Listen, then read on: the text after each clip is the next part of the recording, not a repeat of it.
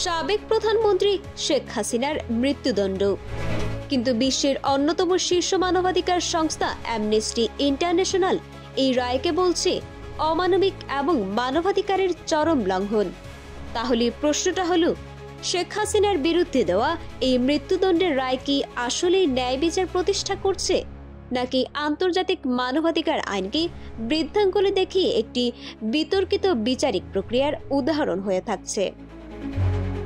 Amnesty international পরিষ্কারভাবে বলেছে, এই বিচার প্রক্রিয়াটি সুষ্ঠু ও ন্যায়সঙ্গত ছিল না। তাদের মহাসচিব অ্যাগনেস কালামার্ডের মতে, জুলাই আগস্টের মানবাধিকার লঙ্ঘনের ঘটনার বিচার অবশ্যই হতে হবে, কিন্তু সেটা হতে হবে নিরপেক্ষ এবং আন্তর্জাতিক মানদণ্ড মেনে, যা এই রায়ে প্রতিফলিত হয়নি। সমালোচনা শুধু মৃত্যুদণ্ড নিয়েই নয়, বরং পুরো বিচার প্রক্রিয়াটি নিয়েও। অ্যামনেস্টি ঢাকার আন্তর্জাতিক অপরাধ ট্রাইব্যুনালের স্বাধীনতা এবং কার্যকারিতা নিয়ে গুরুতর প্রশ্ন তুলেছে, যা থেকে বোঝা যায় এই বিচার রাজনৈতিক উদ্দেশ্য প্রণোদিত হতে পারে।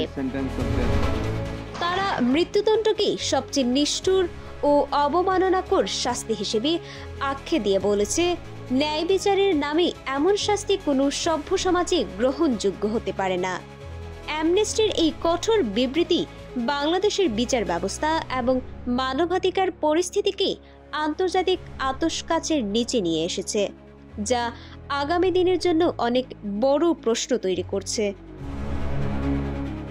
এই ধরনের গুরুত্বপূর্ণ আপডেট পেতে আমাদের সঙ্গে থাকুন। বিজিএন টিভি 24 সংবাদ, যেখানে বিশ্বস্ততা সেখানে।